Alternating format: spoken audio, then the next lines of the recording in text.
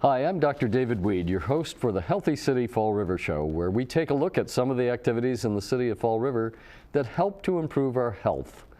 Fall River was awarded one of 6 prizes by the prestigious Robert Wood Johnson Foundation this past year for its effort to improve health, and this show will show you some of the reasons why.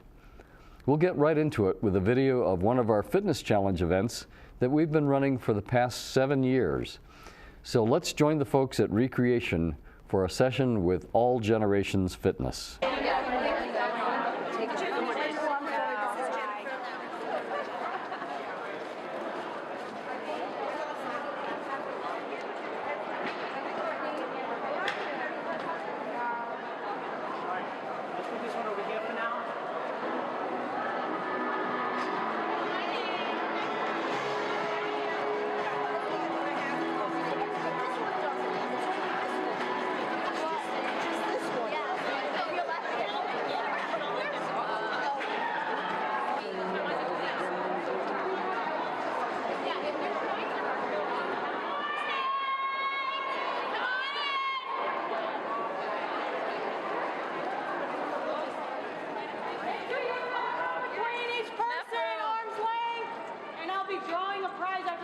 So stick around. I'll be handing out the raffle tickets while you're working out, but I'll be drawing it at 10, okay? Hi guys, I'm Kristen. I'm from All Generations Fitness. I have Nicole, Ruth, Dawn, and Kim here. There'll be modifications for everything. Just keep moving. That's the whole point. If you can't do it, march in place. Whole point of this is just keep moving, okay? All right guys, march it out.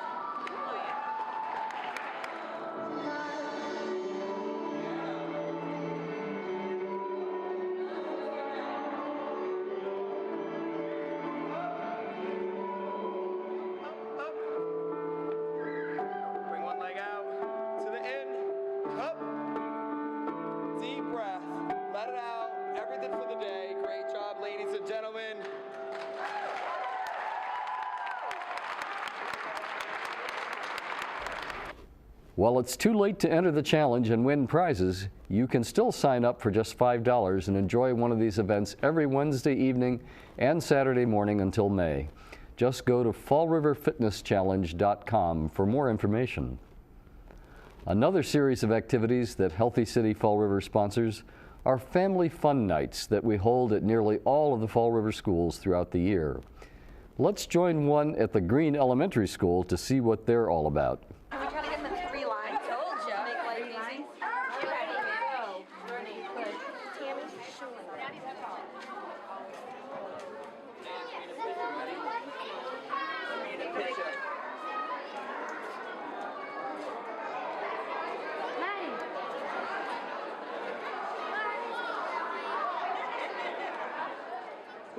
Great representation tonight. I give you all a lot of credit for coming out on a very cold, cold evening.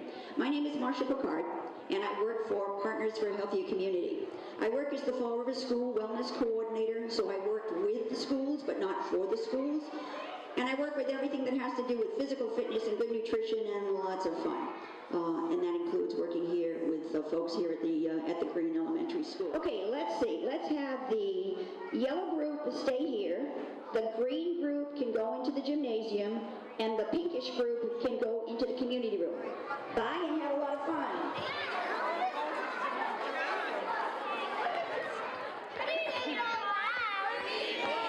Thank you.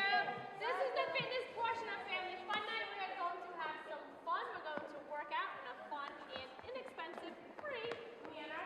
My name is Sue. With me is Mike. And we're actually going to get right into it.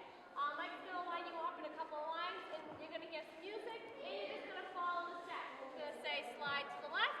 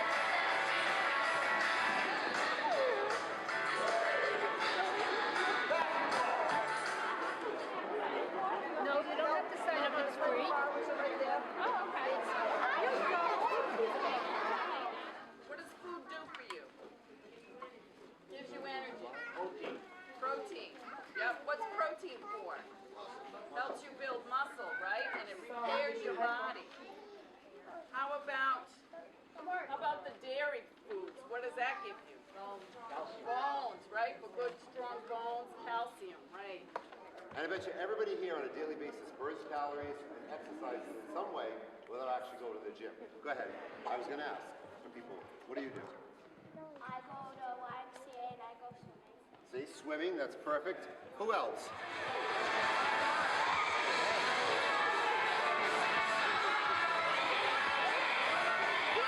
Emily, point.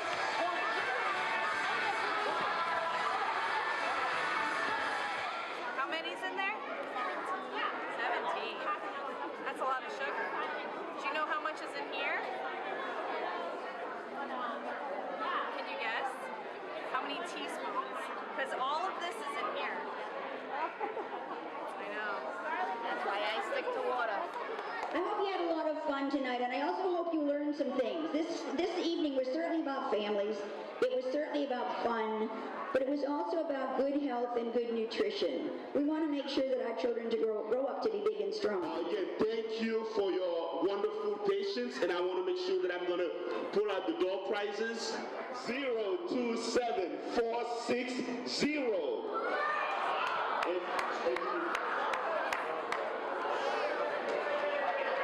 Anthony, all right. Congratulations, everybody. No, thank you.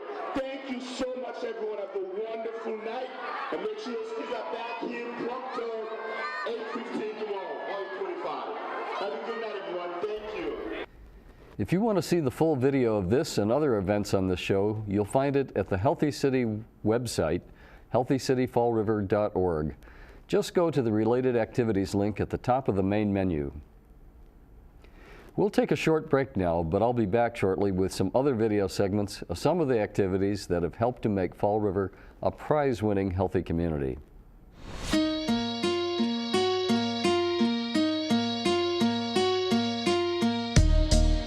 You do so many things to protect them, but you may never have realized one of the things that can hurt them. A 16-ounce sugary drink contains 13 packets of sugar. These extra calories can lead to obesity, diabetes, and other health problems. So try some healthier options. After all, they're sweet enough already.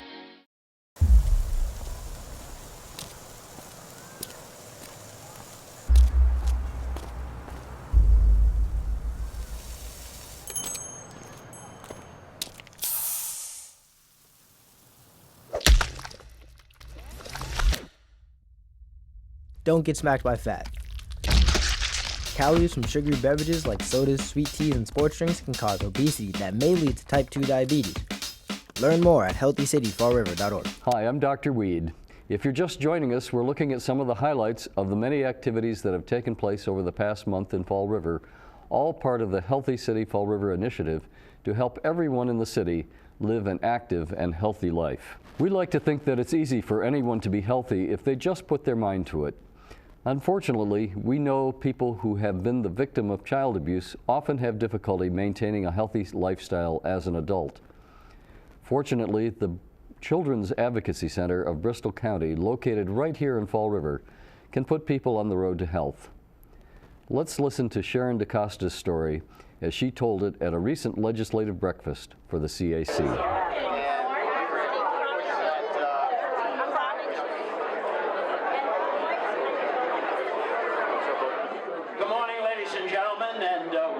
To this wonderful gathering for an organization that certainly deserves all of our support and certainly our prayers. Welcome again to our third annual legislative breakfast. And thank you once again for your presence here today to learn more about the Children's Advocacy Center. And thank you for your support of our mission to empower children and families to heal from the trauma of abuse and violence through community partnerships, education, and the pursuit of justice. The Children's Advocacy Center is pleased to have so many distinguished guests present today.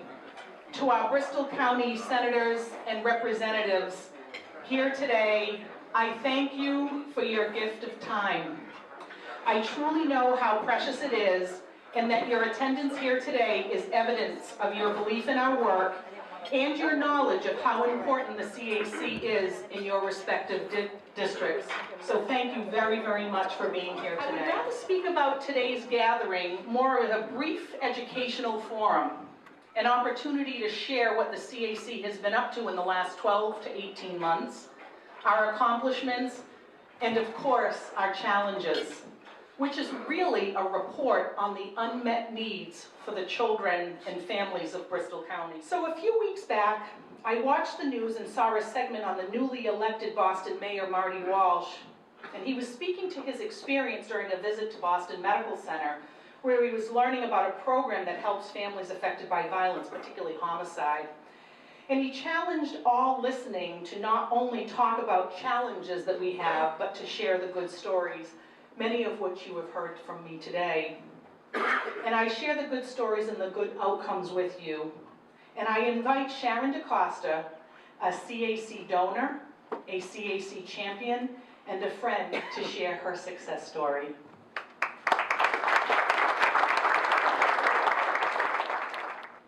Okay, good morning, everyone. This is my first go at public speaking like this, so bear with me. And I'm a little under the weather.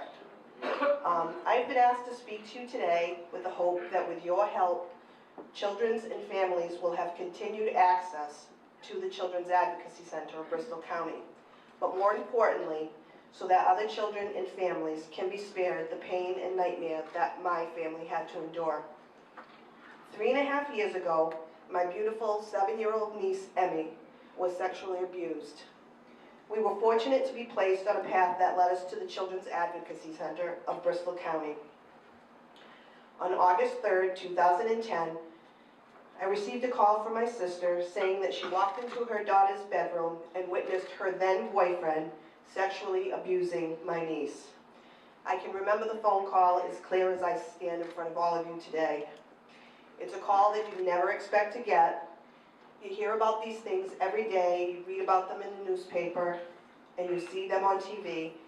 You know the statistics, but you never truly think that you'll become part of the statistics.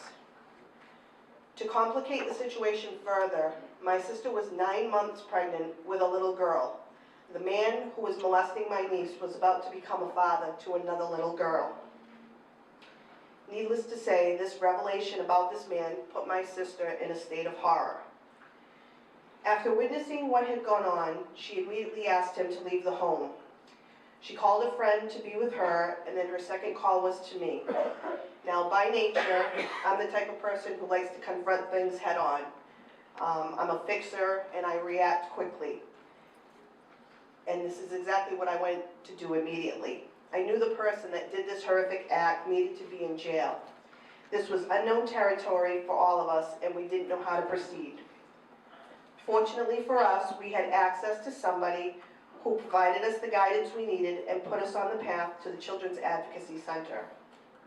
At the same time, my sister contacted Emmy's pediatrician, and he also suggested for us to contact the CAC.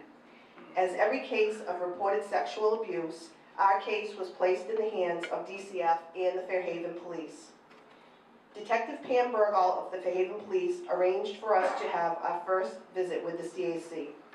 Following the medical exam, Emmy was allowed to play in the toy room again while we spoke with the CAC staff who reviewed the plan for Emmy and my sister to be connected with the appropriate services in the community.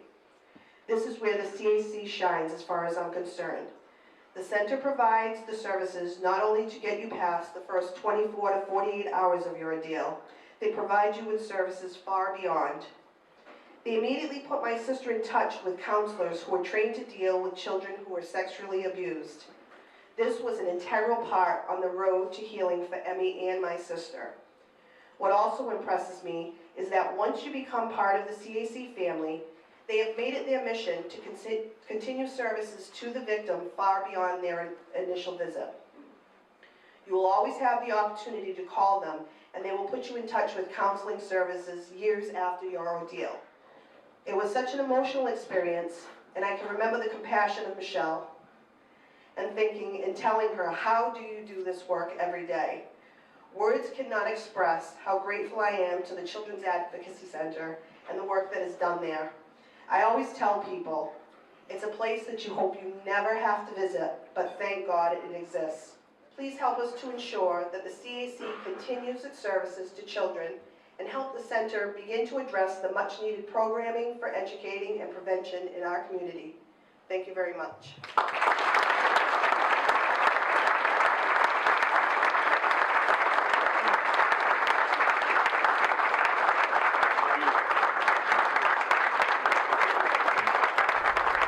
That's a powerful story, and we thank Sharon for sharing it with us. We're going to end with a few minutes from the start of a public forum held recently at Government Center to announce plans for the restoration of Father Travassos Park in the heart of Fall River. This session was designed to give people the chance to give their ideas about the park, a project that will really transform that part of the city. Let's watch. No, I got my bike oiled.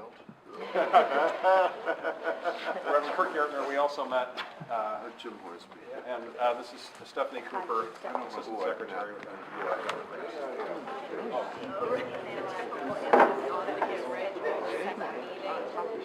I'd like to introduce Mayor William Flanagan to welcome everybody here to tonight's meeting regarding Father Travassos Park upgrades.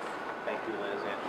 And I just want to take a moment to welcome everybody here and to say thank you for being a part of this public hearing.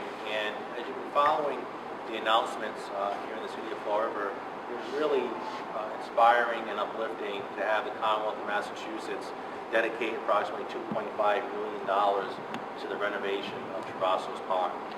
And that funding is going into a park that is in need of repair.